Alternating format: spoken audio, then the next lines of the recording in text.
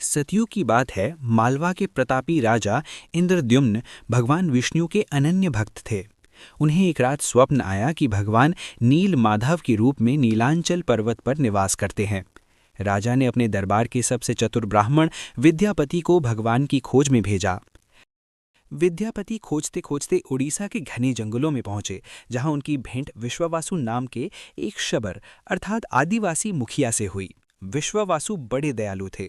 उन्होंने विद्यापति को अपने घर में शरण दी और अपनी पुत्री ललिता का विवाह उनसे करा दिया।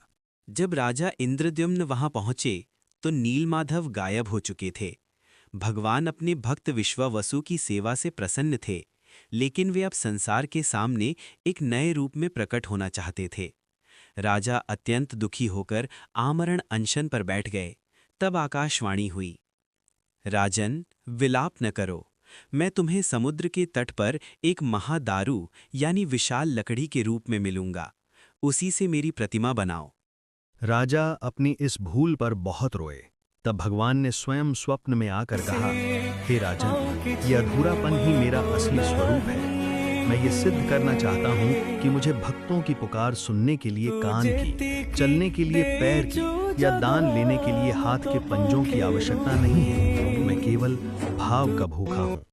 तब से भगवान जगन्नाथ इसी अधूरे लेकिन दिव्य स्वरूप में पुरी में विराजते हैं। इस युग में जहाँ सब कुछ जटिल है, भगवान का सरल बिना हाथ पैर वाला रूप ये बताता है कि उन्हें पाने के लिए कठिन योग की नहीं बल्कि केवल भाव और नाम की आवश्यकता है। भक्तों का समय, ये वो समय है जब भगवान स्वयं चलकर अपने उन भक्तों के पास जाते हैं जो मंदिर नहीं आ सकते। 9 दिनों का प्रवास, भगवान अपनी मौसी यानी रानी गुंडचा के घर 9 दिन रुकते हैं। ये 9 दिन भक्तों के लिए उत्सव और मोक्ष का समय होता है। काल बदला, युग बदला, बदला रूप अपार, पर आज भी जगन्नाथ हैं भक्तों के आधार।